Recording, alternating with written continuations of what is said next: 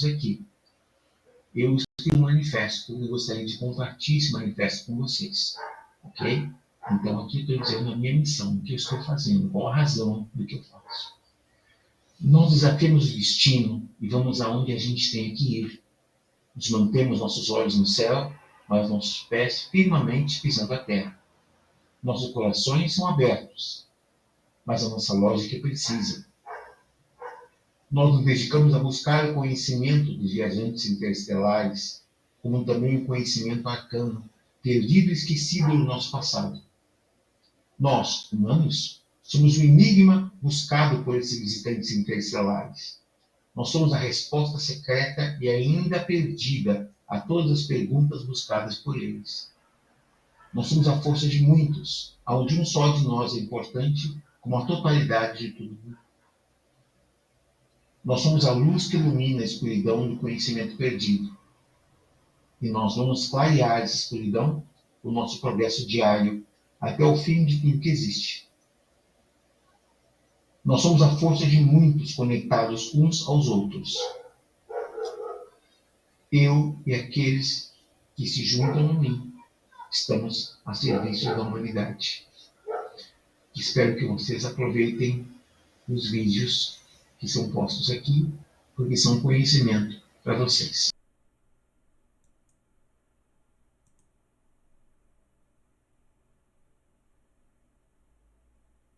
A apresentação do professor Jefferson de Souza.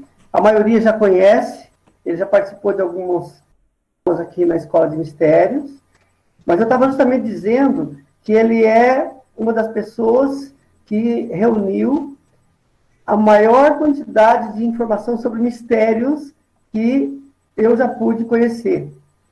E, na verdade, ele traz uma bagagem gigantesca sobre conhecimentos alienígenas, os contatos dos países, dos diversos países com os extraterrestres, até que ponto houve intercâmbio de tecnologia, hibridização e tudo isso.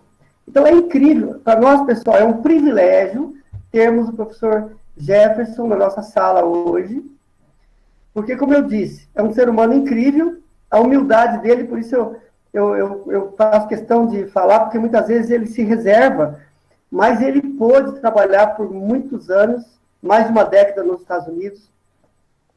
Tudo aquilo que a gente assiste em filmes ou documentários, o professor Jefferson viveu.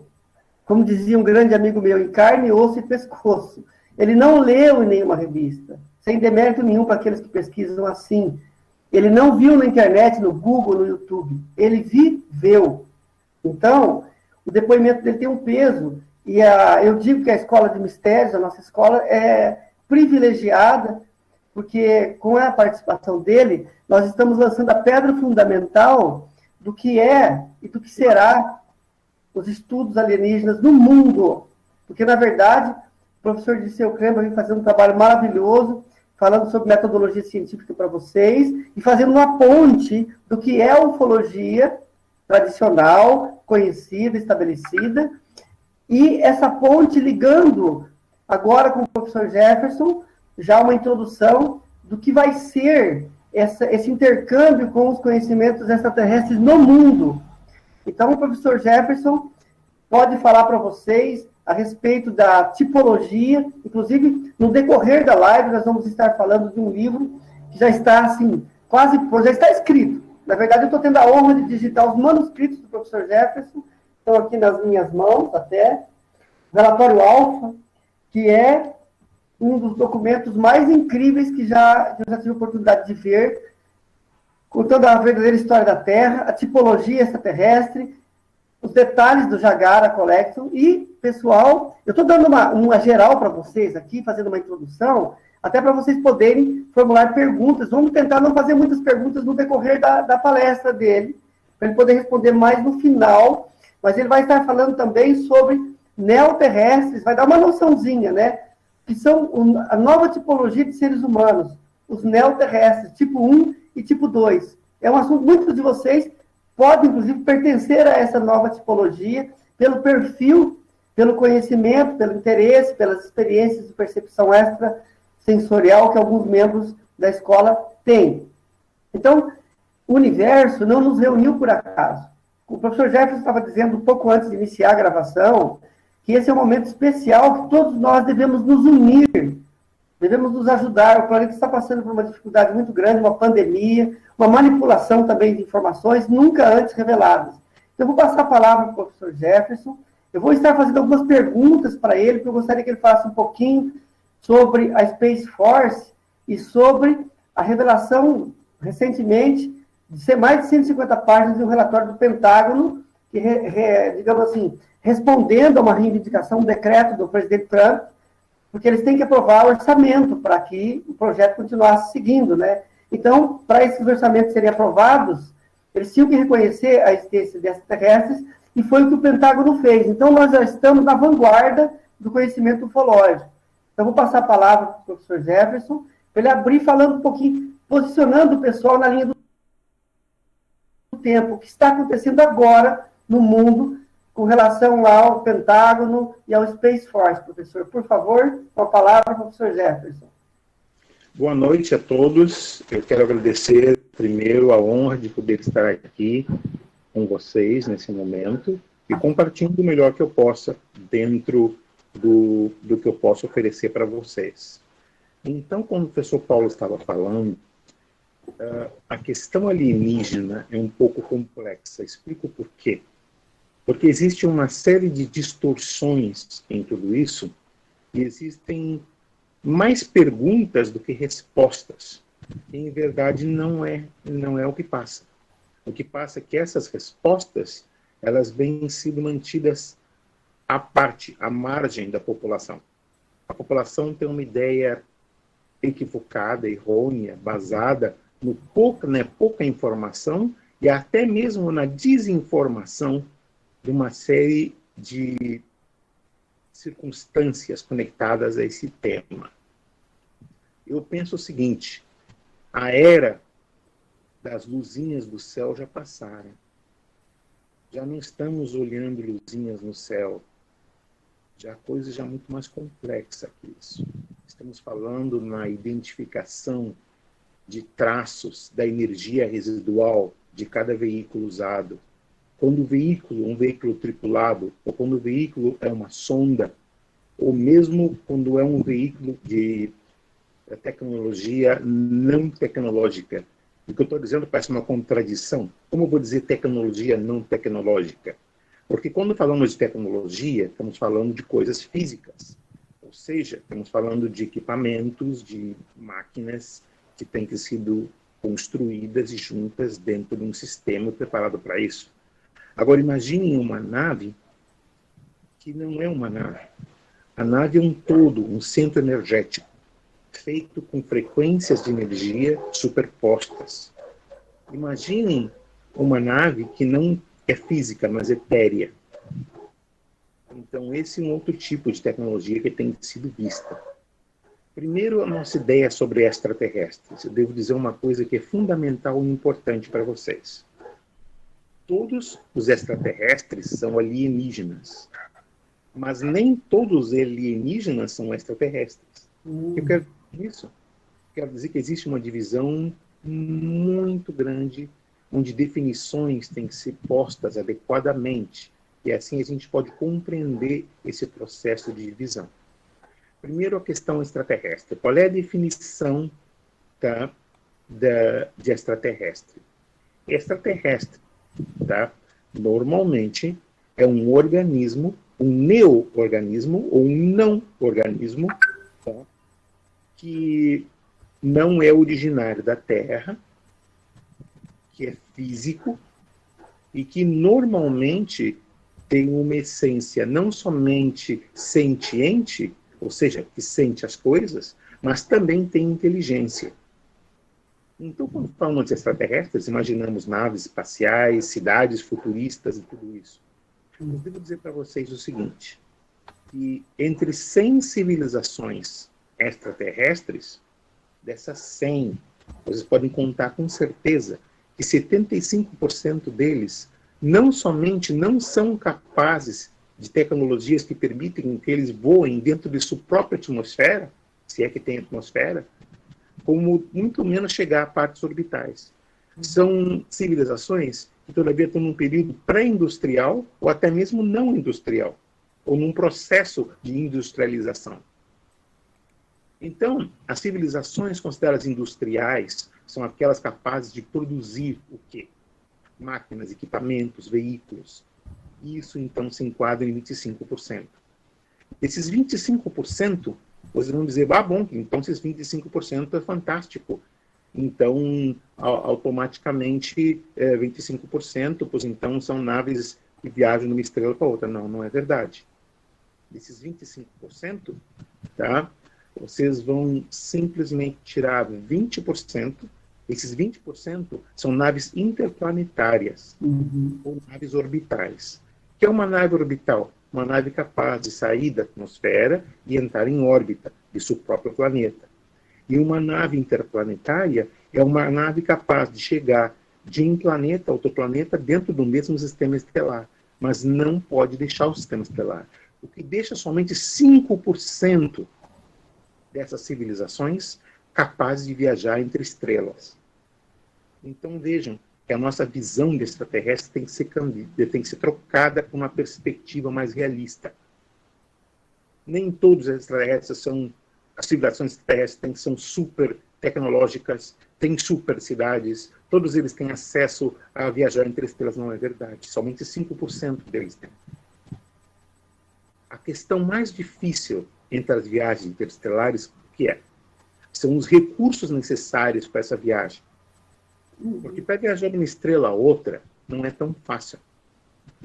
Primeiro, a questão da navegação estelar. Tem que se fazer uma coisa chamada triangulação interestelar. Como se faz? Se buscam 3 estrelas básicas reconhecidas e usá-las como ponto de referência. A partir daquele ponto de referência, você começa a calcular trajetórias angulares e aí sim você pode fazer um serviço de navegação interestelar. É o primeiro processo. O segundo, que tipo de energia estou usando? Existem motores quânticos, existem motores iônicos, existem motores fotônicos. Então, que tipo de energia eu estou usando? Eles não utilizam combustíveis fósseis para nada. Eles não utilizam energia nuclear para nada. Então, eles usam formas alternadas de energia, que, de verdade, a Terra conhece, mas não usa. Por quê? Porque isso é uma questão já diferente. Aqui na Terra existe a questão da comercialização, existe a questão do dinheiro, que infelizmente não controla. Na verdade, somos muito mais avançados do que vocês possam imaginar. Mas apenas que esse avanço ele é escondido da população em geral. Então, hoje estamos falando de telefones celulares, agora vocês têm aquelas pulseiras que projetam na pele, que você pode usar como se fosse um teclado. Existem várias coisas diferentes, mas que parecem que são avançadas, mas em verdade são tecnologias antigas, de 10 anos atrás, mas agora estão saindo a público. Então, imagino que eles não têm agora, ok? Então, deixa eu explicar para vocês alguns detalhes de tudo isso. As formas de viagem interestelar são um pouco complicadas. Existem somente 2 formas de viagem que são controláveis.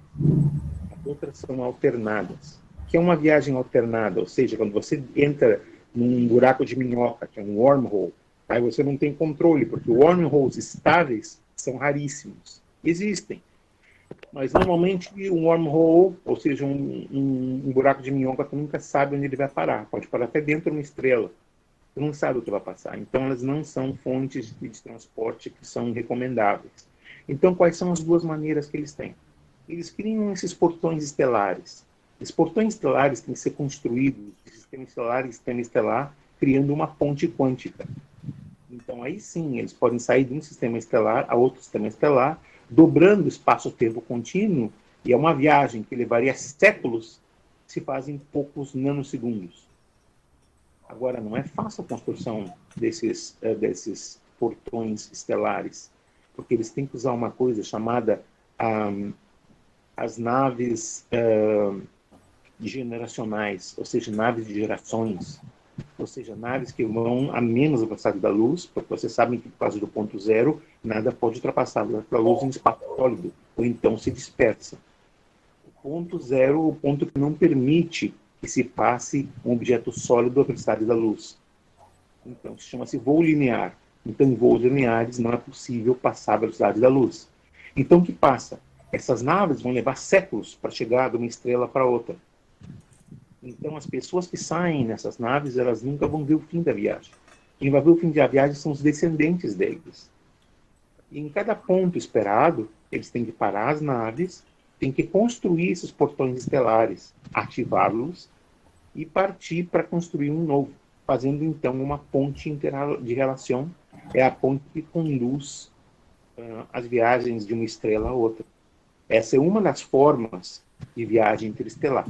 E qual é a segunda? A segunda é usar um chamado motor quântico. O motor quântico capaz de criar um campo onde cria uma singularidade quântica, ou seja, existe um desdobramento espaço-temporal, onde tempo e espaço são dobrados. Então a própria nave se torna num portão estelar e automaticamente a nave chega. Agora tem um problema. Como a energia liberada por esse tipo de motor quântico, às vezes, tendo determinantes que são variáveis, somente de cada 100 tentativas, somente 75 tentativas são eficazes. 25% as naves vão se perder e nunca vão chegar aonde deveriam ter chegado no princípio, e se perdem. Então, esse é o segundo processo de voo estelar. Então, normalmente, as civilizações mais importantes não usam isso. Então, como eu disse para vocês, no princípio, tá, que todos os extraterrestres são alienígenas, mas nem todos os alienígenas são extraterrestres, porque eu vou dar a classificação de cada um desses alienígenas.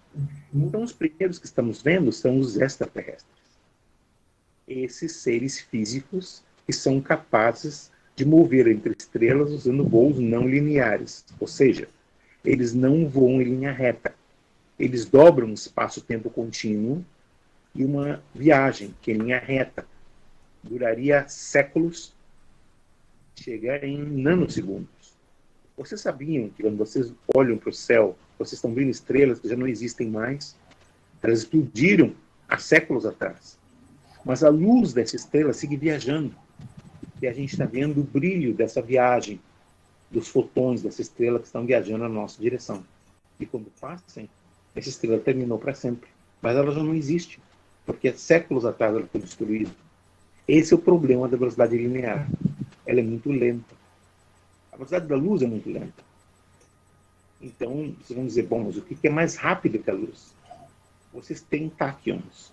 Um táquion é uma metapartícula que viaja trilhões de vezes mais rápido que a luz, porque ela não viaja em linha reta. Ela dobra espaço-tempo contínuo. Então, ela chega no momento que sai. Esses são os campos usados por a maioria desses seres. Muito bem. Vimos extraterrestres, ok? Agora vamos ver uma outra coisa. Vamos ver os metaterrestres. O que é um metaterrestre? Um metaterrestre é um ser energético. Ou seja, ele não é um ser físico. Imaginem um ser que não tem planeta, que não necessita de um. Ele nasceu no espaço sideral. E vai dizer, pô, nasceu da onde? De uma mãe? Não. Ele nasceu do conglomerado. Ou seja, todos eles estão interconectados de uma forma ou de outra, em um todo. Como um quasar cria estrelas, esse conglomerado deles cria esses seres. E esses seres, então, são seres de pura energia. Eles não têm tecnologia porque não necessitam de uma. Então, eles viajam de lugares em lugares, e qual é a função deles? Observar e aprender. Eles são bibliotecas vivas. Eles são chamados metaterrestres. Às vezes eles viajam em planetas atmosféricos como a Terra. E muitas vezes a gente vê eles pensando que eles são naves. E se dividem as naves em 4, 5, 6 partes. Mas a nave não está se dividindo porque não é uma nave, é um ser. E cada parte é uma parte integrante desse ser que pode desassociar-se e reassociar-se. Então esse é o problema. Se a gente não está entendendo o que a gente está vendo, a gente não devia tomar conclusões tão rápidas. Porque vamos estar equivocados. Quando estamos falando de extraterrestres ou de alienígenas em geral, eles não seguem os padrões do que a gente conhece como pontos de referência que sejam distintos. Então, esses seres, esses metaterrestres, eles existem simplesmente para coletar informação. São como bibliotecas vivas. Eles estão interconectados em pontes estelares, ou seja, a mente deles atravessa o universo, não importa que longe que eles estejam, todos interconectados, uma única mente coletiva. Esses são os seres metaterrestres. Agora vamos falar de uma coisa bem complicada que eu vou ter que tardar um tempo para explicar para vocês. São chamados seres ultraterrestres. O que é um ultraterrestre? Um ultraterrestre é um crononauta. O que é um crononauta? Um crononauta é um viajante do tempo. Vocês vão dizer, bom, agora sim o senhor está completamente alucinado. Um viajante do tempo, o que é isso? É o filme das 6? Não, não é o filme das 6 e não é ficção científica. Deixa eu explicar para vocês o processo e daí talvez vão entender para vocês como funciona. Tá? Primeiro, vamos ter ideia do que são as dimensões. A Terra existe dentro do universo. Todos os planetas, toda a matéria, toda a energia que existe aqui existe porque cada partícula da existência vibra numa mesma frequência harmônica. Eu vou fazer uma comparação que fica mais fácil para vocês. Eu estou escutando rádio. Eu estou escutando uma emissora de rádio. Então eu sei que aquela emissora existe porque eu estou escutando ela. Ela está ali. Agora a pergunta que eu faço para vocês é essa. Porque eu estou escutando aquela emissora, quer dizer que as outras emissoras não existem? Sim, elas existem. E se eu quero escutar elas, o que eu tenho que fazer é ajustar o dial e mudar de emissora e eu posso escutar a próxima emissora. Cada universo é como uma estação de rádio. Ela vibra numa frequência única. Mas todas as frequências coexistem no mesmo lugar e ao mesmo tempo. Isso são os universos. Porque, em verdade, não vivemos num universo. Vivemos num multiverso. Então, esses viajantes do tempo, eles têm que seguir uma coisa chamada as leis crononáuticas. O que são leis crononáuticas? O tempo não é linear. Por que o tempo não é linear? É o seguinte, sabemos que existe um passado, não? Agora, a pergunta que eu faço é para vocês, existe um futuro? Claro que existe um futuro, o futuro é amanhã. E eu digo para vocês, equivocação. Não existe um futuro, existem vários futuros. Agora sim, vocês vão dizer, bom, agora você pirou de vez, porque tu está dizendo o quê? Como assim vários futuros? O futuro é o futuro. Não, não é. Porque se o futuro fosse o futuro, então existe uma coisa chamada destino. Ou seja, que toda a história da sua vida estava escrita. Então você tinha que passar para o que tinha que passar, porque existe um destino definido, determinado para você. Então, para que eu vou me matar fazendo o que eu tenho que fazer se o meu destino é aquele? Eu sento numa cadeira e espero que o meu destino venha. E não faço mais nada na vida. Não, não funciona assim. A verdade é que existe uma coisa chamada livre-arbítrio. Livre-arbítrio é importante, porque o livre-arbítrio dá capacidade de decisão.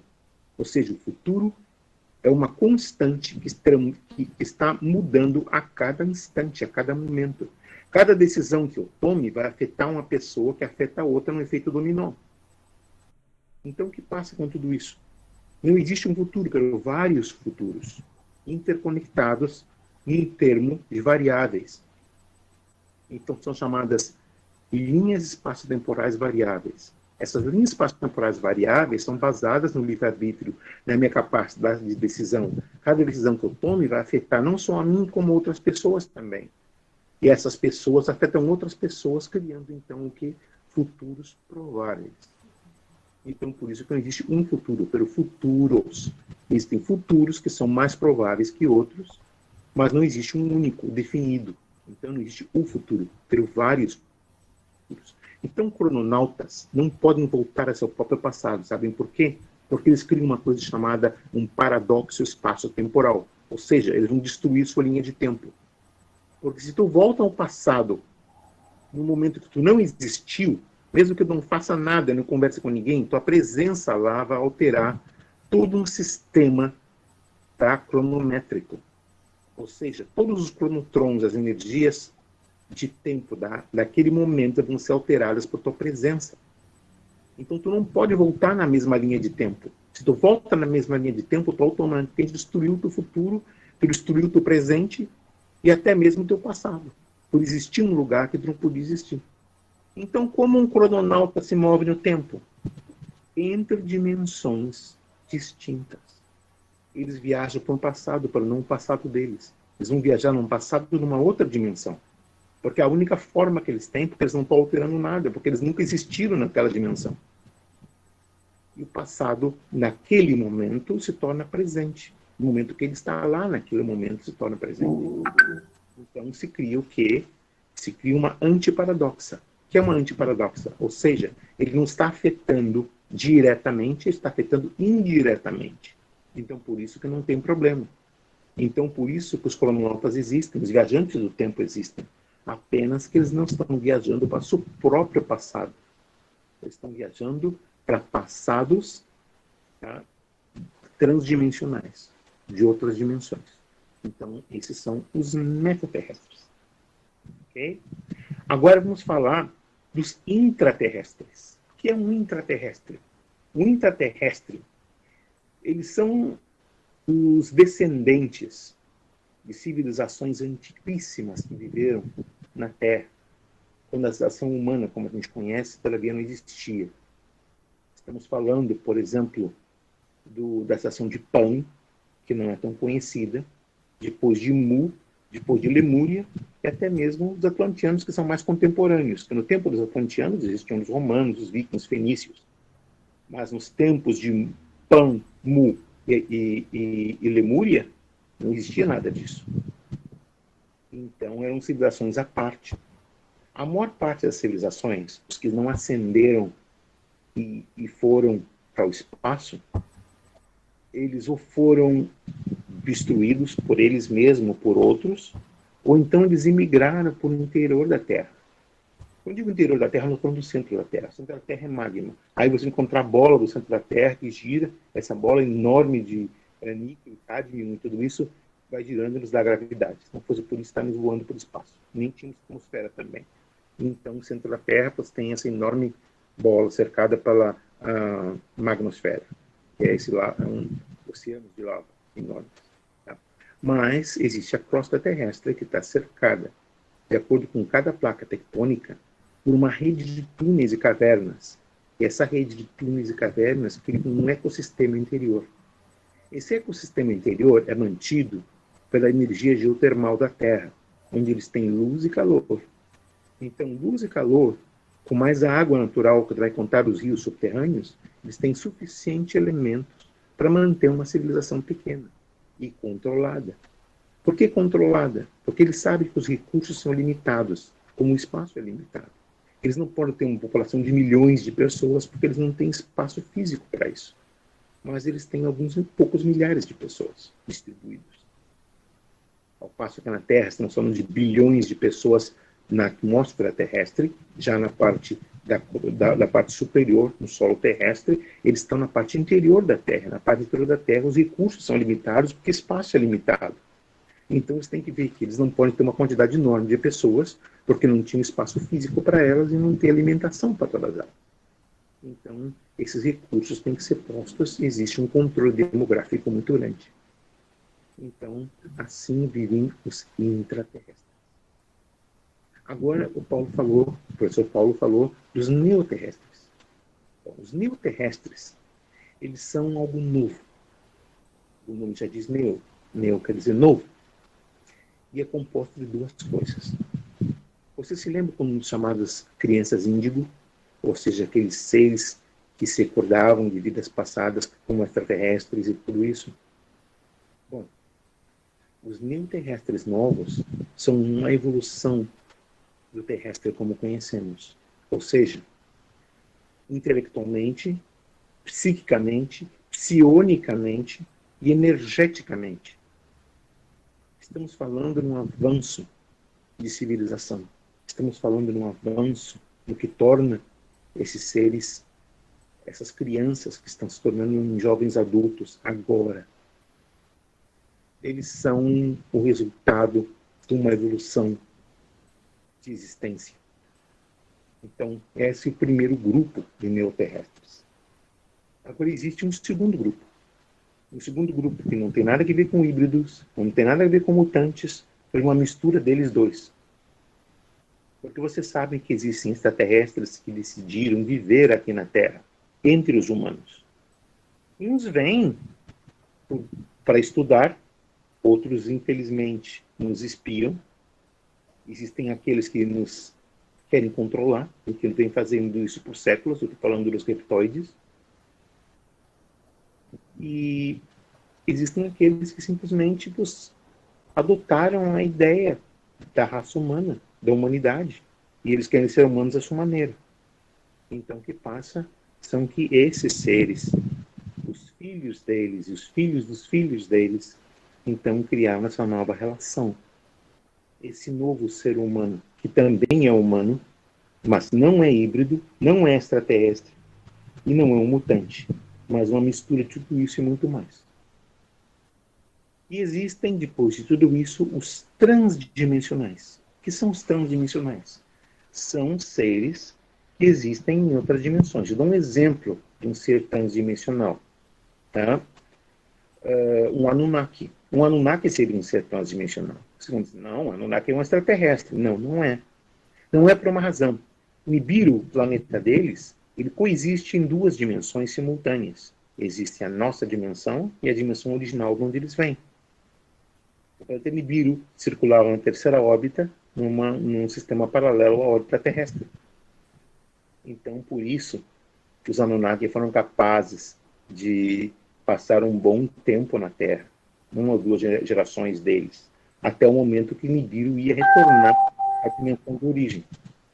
E quando Nibiru retornou à dimensão de origem, os Anunnaki retornaram e até agora não voltaram. Já são séculos que passaram tudo isso. Então, com isso, vimos uma ideia de todos os seres alienígenas e a forma alienígena que existe. Agora, uma coisa que eu vou dizer para vocês. Se vocês pensam que as coisas são fáceis, são mais complexas do que podem imaginar. Primeiro porque existem extraterrestres que estão manipulando as coisas na Terra de séculos atrás. Estou falando que existe um poder por trás do poder. E me refiro especificamente aos reptoides. Eles não querem controle de tudo, mas eles querem controle de algo. E o controle de algo eles têm. Então, o que eles descobriram? Eles descobriram que em ordem que tu possa controlar as coisas, tu tem que ter recursos para isso.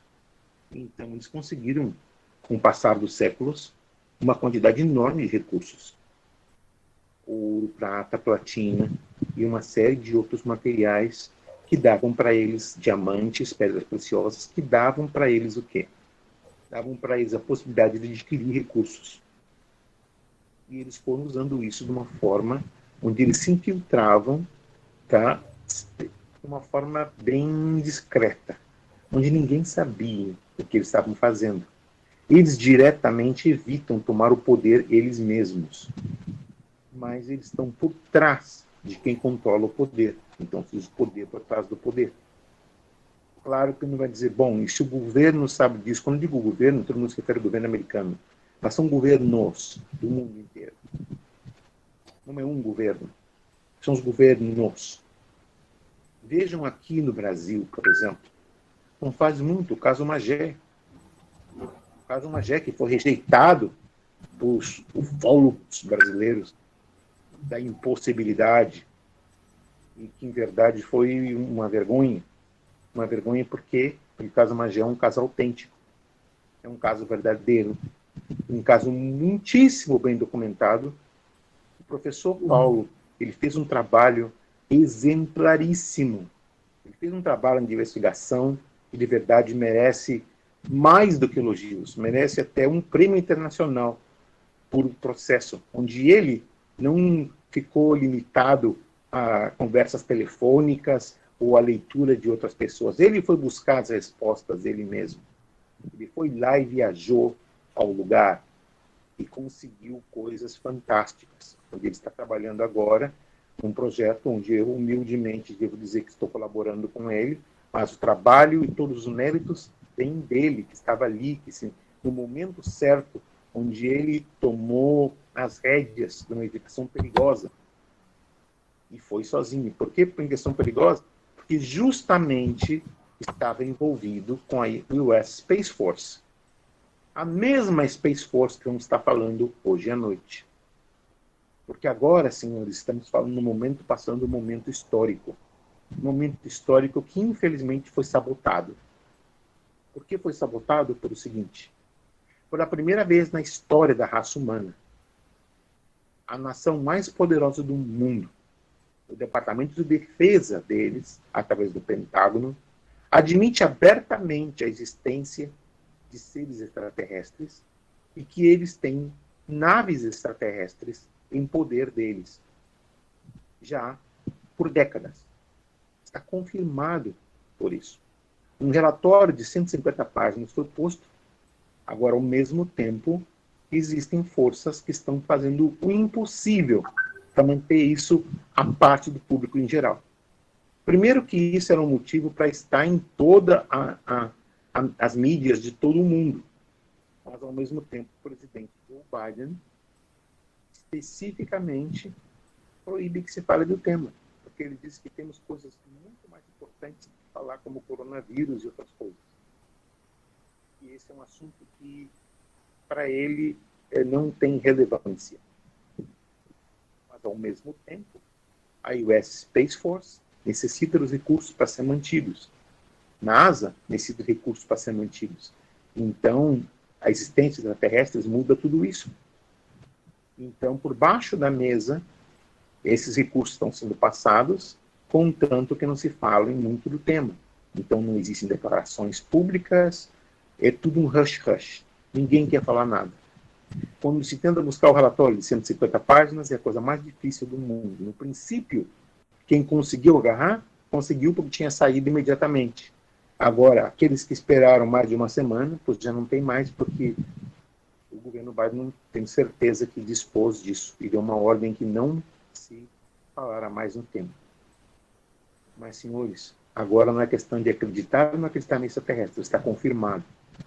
Agora, o que vocês não sabem é que, ao mesmo tempo que isso passa ao público abertamente, existe uma coalizão entre países internacionais, onde está Estados Unidos, Canadá, os países de Europa, está a Rússia e China, todos metidos na mesma história, tá? E países do Pacífico Sul, integrantes de uma força-tarefa, não somente de estudos extraterrestres, mas controle de defesa extraterrestre. Então, vocês vão ver que existem canhões de plasma em Austrália, onde existem canhões eletromagnéticos em Alasca. Existe uma série de coisas que estão passando que a gente não sabe. Existem satélites de combate na órbita terrestre. Existe uma guerra invisível, onde ninguém fala nada e ninguém quer falar, e um se esconde do outro. Mas eu digo, senhores, tudo isso está passando. Não é ficção científica, isso aí não são teorias, não de conspiração, nem nada disso, são fatos. E agora é o momento que esses fatos se tornem públicos. Eu penso que o que eu tinha para dizer, eu disse, e agora estou aberto a qualquer consideração que o professor Paulo, o professor Dirceu querem dar, para que eu possa elaborar no que eles têm para me dizer. Então, professor Paulo, lhe passo a palavra para que eu desarrole um tema baseado no que o senhor me sugere. Ok, obrigado, professor Jefferson. É um tema que o professor Jefferson ficaria durante horas. Nós já vimos palestras dele de aulas de 3 a 4 horas, para você ter uma ideia. Teve um ciclo de conferências que ele falou durante 5 horas direto em Maringá, das 14 às 19, praticamente. Então, aqui ele está falando por tópicos, mas é um privilégio essa classificação que ele passou para nós aí dos extraterrestres, ultraterrestres, metaterrestres, intraterrestres, neoterrestres, é algo totalmente inédito, está sendo detalhado no livro que ele vai lançar, chamado Relatório Alfa, que vai falar sobre tipologia alienígena, vai falar especialmente sobre os Jagara, né, que são conhecidos por Grace, né, a civilização Jagara, que é uma civilização incrível. E então, assim, estamos aí beirando as 21 horas e 42 minutos, nosso plano inicialmente é encerrar às 22 horas, com 1 hora de aula. Então, nós vamos abrir agora para vocês algumas perguntas. Então, se vocês tiverem perguntas, abra o microfone e faça pergunta ou coloque por escrito no chat. Eu vou entrar no chat agora para ver se tem alguma pergunta. Então, se alguém tiver alguma pergunta, por favor, manifeste-se. Senão, a gente entra em mais um tema e continuamos conversando até as 22. Ok? Vamos lá.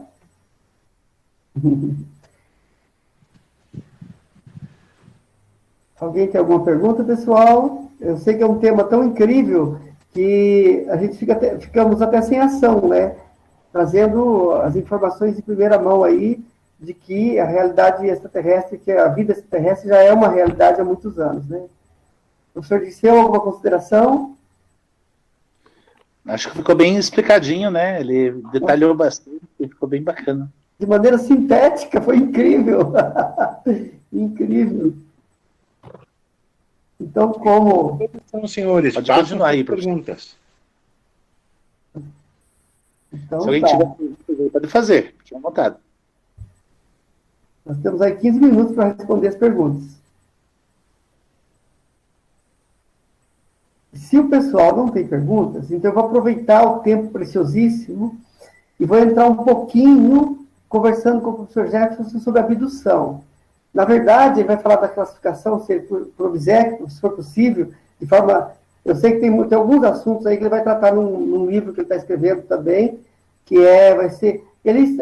Eu creio que nós vamos ter que organizar um editorial para ele, fazer uma união de intenções, unir esforços para ele poder divulgar essas informações aí. Informações que o mundo carece, e ele vem munido de documentos, inclusive, né? E ele precisa colocar isso para o mundo.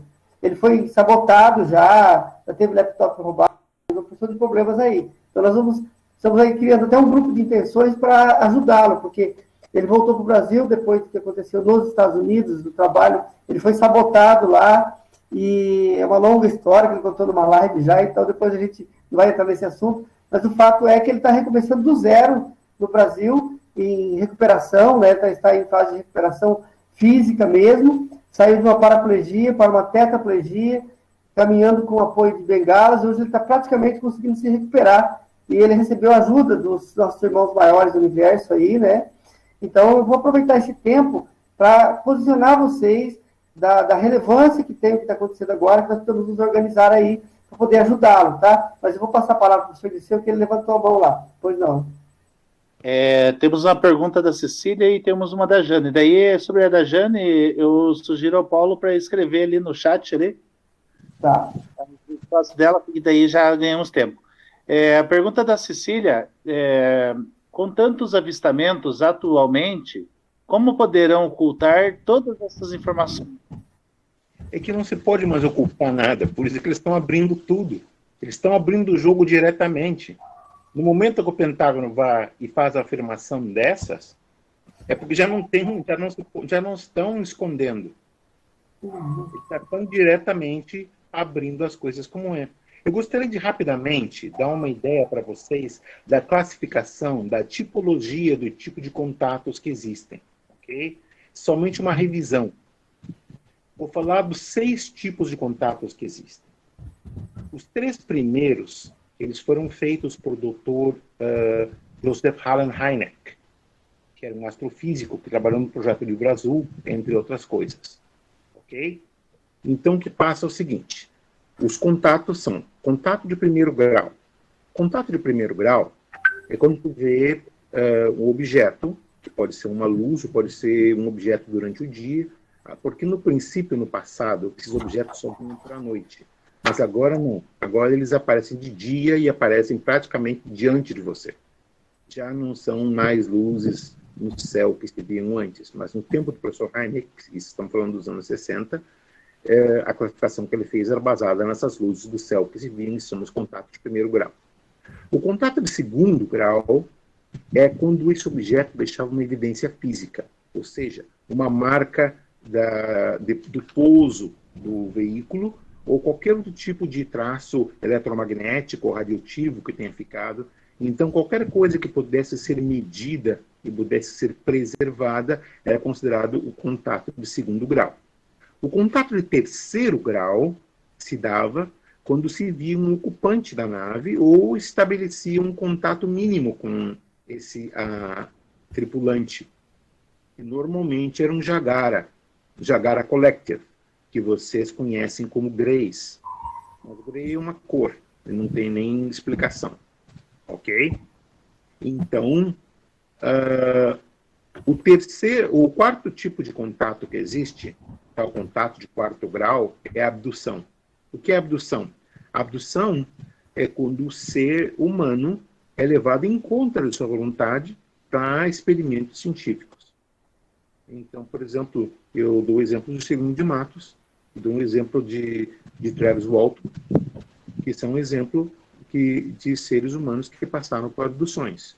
Mas no caso do Juscelino foi diferente. Começou com a abdução e depois se transformou num contato. Então ele passou de quarto a quinto grau. Começou como quarto e já passou como quinto. O que é o contato de quinto grau? O contato de quinto grau, esse é o contato onde conhecimento é transmitido às pessoas. Então esse é o contato de quinto grau. Agora existe um contato que ninguém fala, um contato que é escondido, um contato que os governos do mundo não têm a parte, ou que não têm interesse de que a população sepa, que é o contato de sexto grau, que é o contato mais perigoso que existe. Qual é o contato de sexto grau? É o chamado evento Epsilon. Que é um evento Epsilon? É um contato em massa, uma abdução em massa. Imagine uma abdução onde praticamente um terço de uma cidade é abduzida ao mesmo tempo, na mesma noite. Isso é uma coisa que vocês vão dizer, mas não é possível? Sim, é possível. Eu tenho um reporte disso, esse reporte está com o professor Paulo.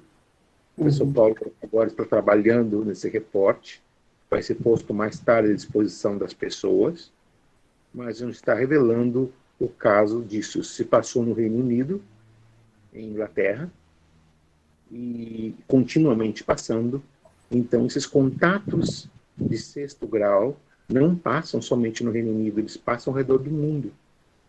Um dos países mais visitados por contatos de sexto grau, creio ou não creio, são os países de África, onde aldeias inteiras são abduzidas, todas numa noite só. Estamos falando de dezenas, até centenas de pessoas por cada vez, simultaneamente. Imaginem o que é isso. Então, o chamado evento Epsilon não se comenta, não se fala. As pessoas evitam, que até ignoram, não é que queiram ignorar, não querem que se fale do tema, porque isso aí é aterrorizante. A ideia de que, de repente, centenas de pessoas sejam levadas ao mesmo tempo. E vocês vão dizer, mas e como eles fazem para levar? Eles vão entrar para as portas? Como que eles fazem? Entram para as janelas? Como é isso? Bom, explicar para vocês que existem tecnologias que agora não estamos compreendendo, mas temos uma ideia do funcionamento básico deles. Eles têm um processo, por exemplo, que altera a estrutura molecular das coisas. Então eles criam vortexes que terminam em portais. Então, de uma parede que é sólida, eles podem simplesmente preparar um caminho para fazer uma singularidade quântica, ou seja, conectar a nave ou a base que eles estejam diretamente no quarto da vítima da pessoa, onde sondas são mandadas, sondas neurônicas, e fazem o quê? Primeiro, se qualquer pessoa que esteja ali fica paralisada, dormida profundamente, nem sabe o que está passando. Animais são neutralizados dessa forma. Câmeras que estejam gravando automaticamente deixam de funcionar. Então, nesse momento, essa parede se abre, essa energia vem, os seres entram, eles tomam a vítima que eles estão trabalhando e levam essa vítima através da parede, e quando eles saem, a parede volta a ser sólida de novo. Então, é uma reestruturação, tá, a nível molecular. Então, eles retornam a pessoa da mesma forma. Então, assim como eles entram nas casas. Então, por isso, como a ideia de uma abdução em massa é fácil de imaginar, porque eles têm os recursos para isso. Eles não têm que entrar pelas portas e janelas, abrir uma porta, abrir uma janela, sair com a nave. Não. Dali onde eles estão, eles já vão direto na área da abdução. Ou seja, é como uma fábrica que está funcionando um processamento rápido, onde cada coisa funciona naquele momento de uma forma precisa, como um relógio funcionando. E assim se passam esse tipo de abduções. Ok? Estou à disposição de outras perguntas ou qualquer comentário que vocês tenham que eu queira que eu seja mais específico.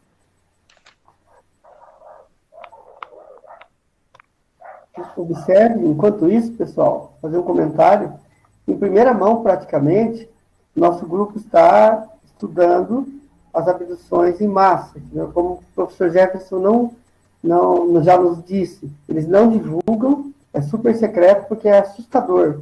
E realmente, principalmente na África, ocorreram vários casos. O professor Jefferson tem um relatório de um caso que futuramente vai lançar, vai contar, em que toda uma cidade foi abduzida. Então é importante, por isso que nós dissemos que nós estamos inaugurando uma nova fase na ufologia, uma nova fase. E é claro que, como tudo que é novo, você tem que abrir, como se diz aqui no Paraná, na gíria, abrir a picada, ou seja, abrir o primeiro caminho, sermos os desbravadores.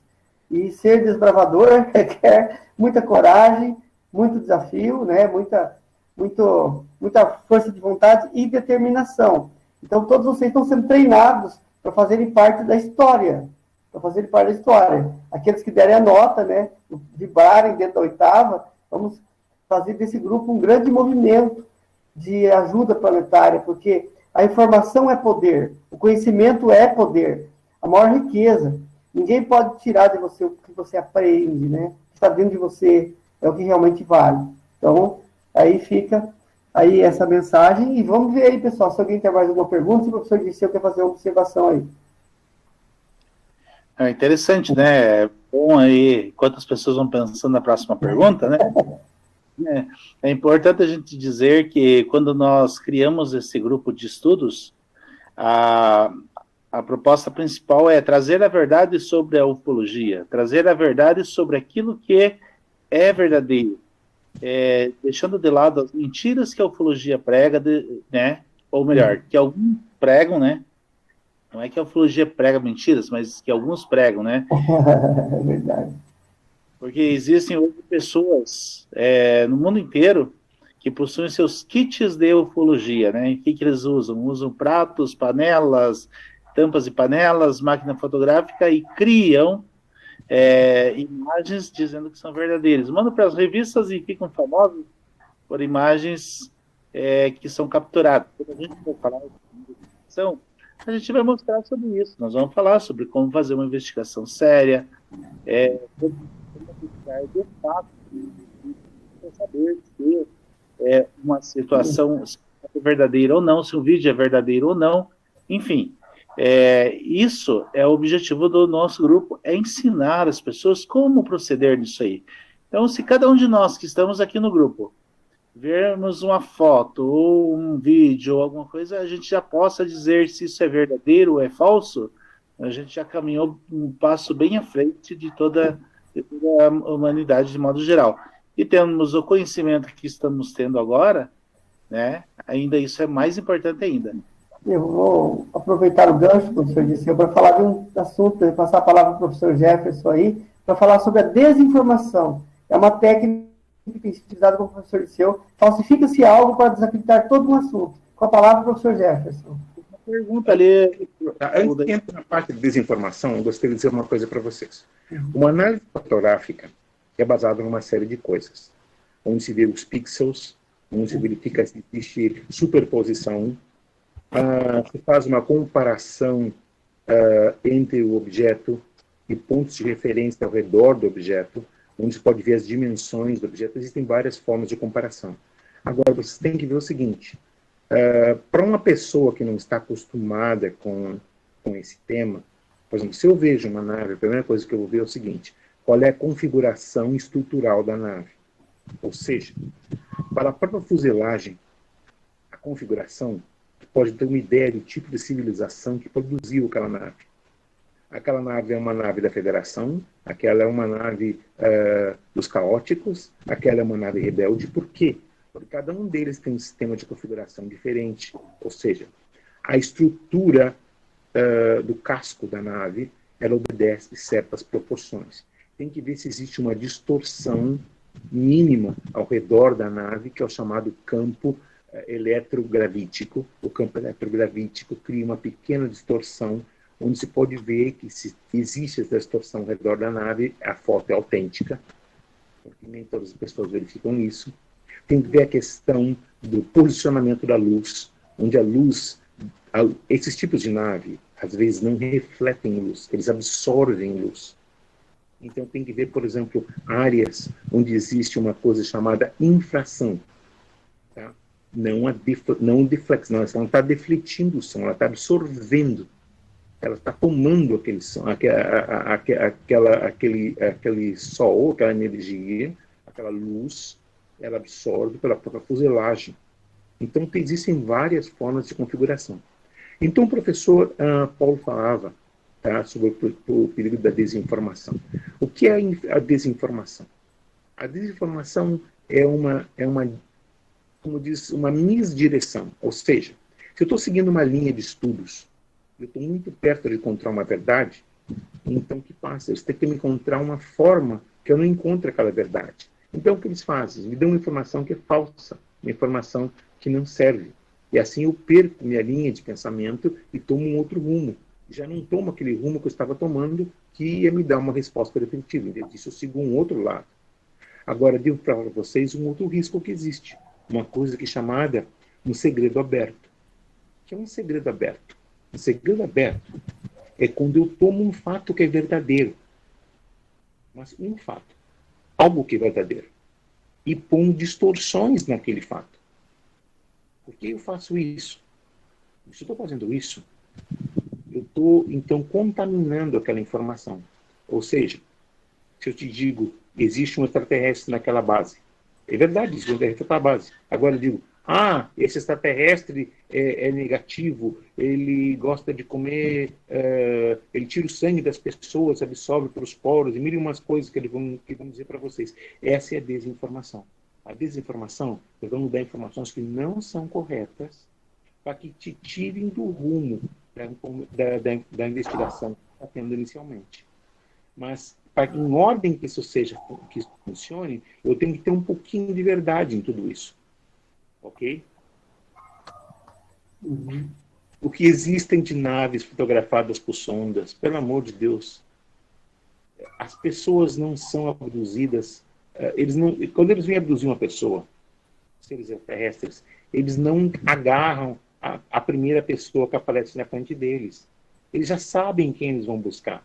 Por quê? Porque a maior parte das abduções são chamadas generacionais, ou seja, já vem de gerações da mesma família. É um caso de continuidade por geração. Eles vão, às vezes, passam uma geração ou duas, mas eles já sabem quem eles estão buscando. Eles não agarram uma pessoa qualquer e abduzem essa pessoa por abduzir. Não, eles estão fazendo um trabalho de estudo, onde eles necessitam continuar com uma mesma linha genealógica. Eles não podem mudar a genealogia do que eles estão estudando. Então, por isso que eu digo, quando existe uma abdução, essa abdução é genealógica, ou seja, da mesma família, de gerações atrás até agora. Assim funcionam as abduções. Eles não agarram a primeira pessoa que eles veem. Porque senão, por que eles nunca agarram gerentes de banco, nunca agarram, não sei, superstars, o que seja? Podia ser que sim. Mas apenas não é o caso. Se a gente não é informado. Compreende? Mas eles não estão buscando alguém ao azar. Eles estão buscando alguém especificamente que eles já sabem quem é. Ok? Ok. Professor Jefferson, vamos aproveitar. Essa que é da Jane, que acaba de fazer um comentário onde a mãe dela foi perseguida por naves e ela também. Esse é um exemplo Exatamente, era isso que eu ia falar. de abdução genealógica. Ou seja, onde a mãe teve problema e ela tem um problema e talvez os filhos também tenham, no caso que ela tem filho. Compreende? E essa que é a coisa. Então existe o quê? Existe então uma questão genealógica, exatamente como eu estava comentando para vocês. Bom, então, quem tem mais algo para comentar? A Solange tem uma pergunta. Por que só algumas pessoas são abduzidas? Já respondeu que eles qualificam no ser humano. O que eles qualificam no ser humano para ser abduzido? Não é que qualifique ou desqualifique. Eles estão seguindo uma linha genealógica que pesou há gerações atrás. Não tem nada a ver com qualificação. Tem que ver com a continuidade do estudo genético. Não existe isso. Agora, um contato é diferente. Não tem a ver com a qualificação. Um contato, qualquer pessoa com a disponibilidade, com o conhecimento, pode estabelecer um contato. Agora, uma abdução é uma outra coisa. Para isso já tem que ter algo programado já de um tempo na mesma linha familiar. Maravilhoso. Desculpe rapidamente, só para marcar bem, para que fique bem, pessoal, fique bem conscientizado que existe uma diferença entre abdução e contato. Você explicou agora há pouco no caso do Jocelyn de Matos, que num primeiro momento foi abdução, depois virou um contato. Isso é fantástico, porque a maioria das pessoas confunde isso. É muito importante. Daí, ela fez uma pergunta sobre paralisia do sono. A Jane perguntou o seguinte: a paralisia do sono seria um caso de abdução? Pergunta da Jane. Ok, isso depende de uma coisa.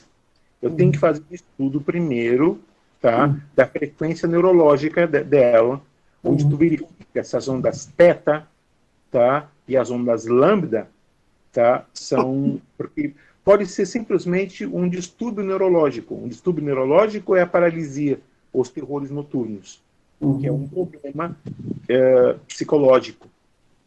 Agora, porque nem toda a paralisia do sono, nem toda ela é extraterrestre. A proporção seria a seguinte: 75% um distúrbio neurológico e 25% extraterrestre.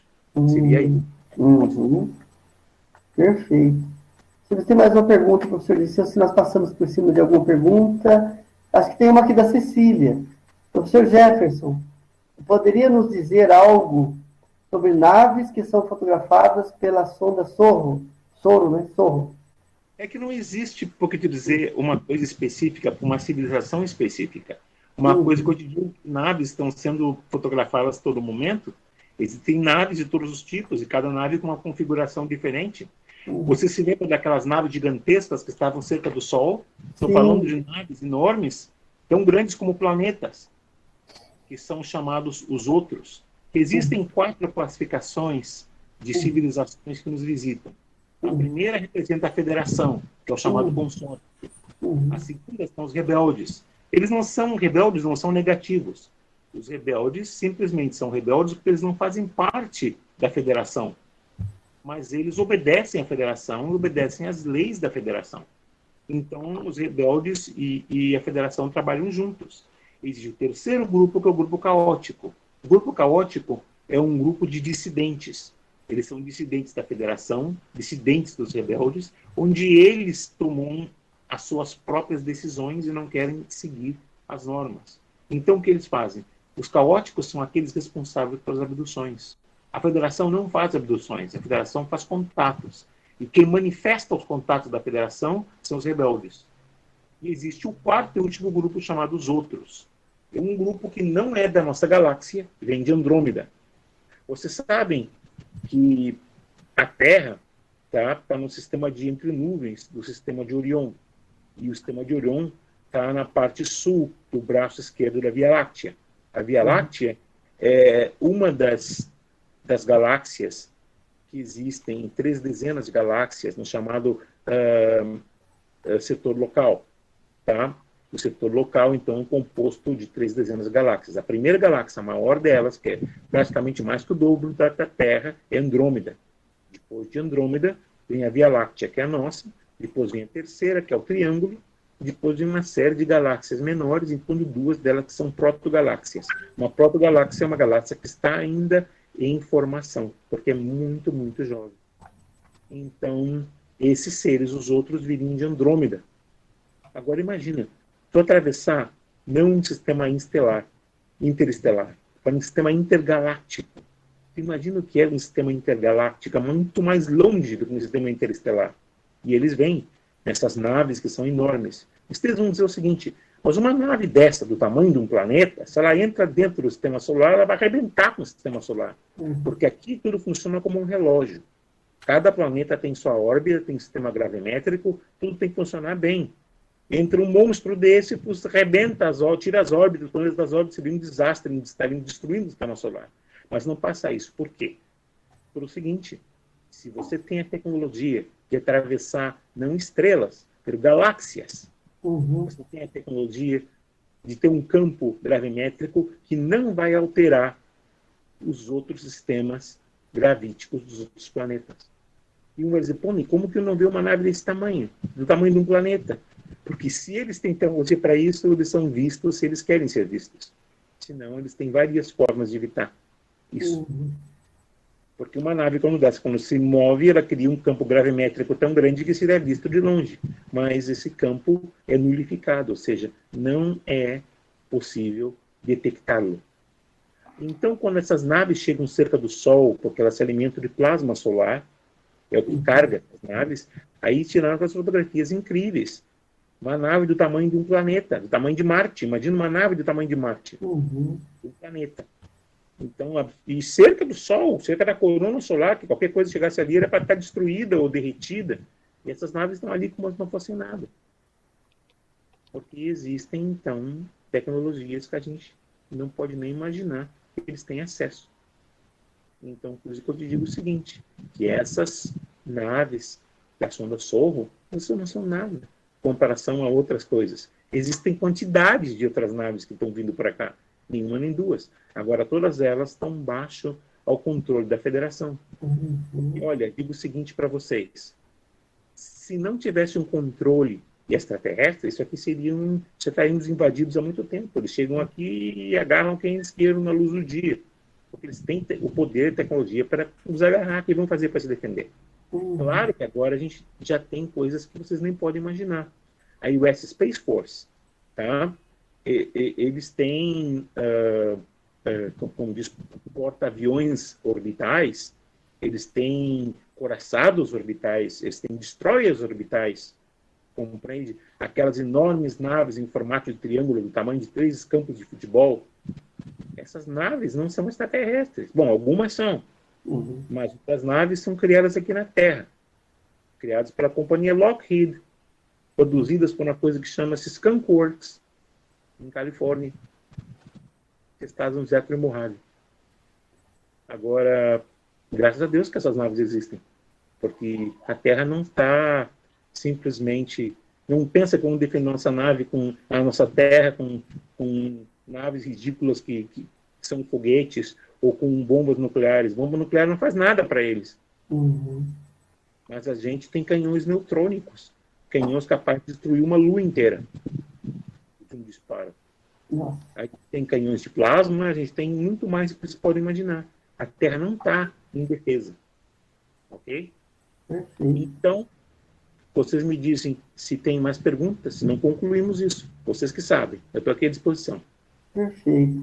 Bom, pessoal, última oportunidade, se alguém quiser fazer uma pergunta, enquanto nós fazemos o encerramento, porque foi uma hora intensa de informações muito importantes que a Escola de Mistérios está recebendo aí. Agradecemos ao professor Jefferson, a classificação dos extraterrestres, a classificação dos contatos imediatos, primeiro, segundo, terceiro, quarto e sexto grau, nós vimos hoje, tipologia, tecnologias, forma de viagem estelar, tudo isso em uma hora, ele foi assim, sintético mesmo, e é um privilégio, queremos agradecer ao professor.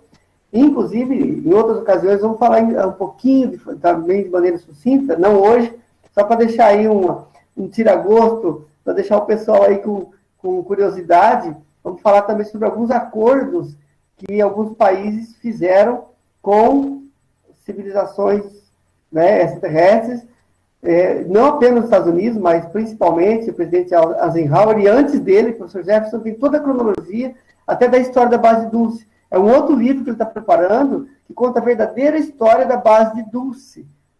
Então, pessoal, tem informação aí que nós temos que criar um grupo de intenção para preservar essas informações, para que não se percam. O professor Jefferson está aí fazendo o maior esforço que ele pode para compartilhar conosco daquilo que ao longo de muito mais de 30 anos, né, professor Jefferson? Quantos anos de pesquisa? 40. Imagine, 40 anos de pesquisa e nós temos essa alta honra de ter essas informações ao nosso alcance, né? Então, mais uma vez, eu agradeço em nome da Escola de Mistérios e vamos aí nos unir para poder cristalizar e levar essas informações para o mundo. Aí eu passo a palavra para o professor Liceu para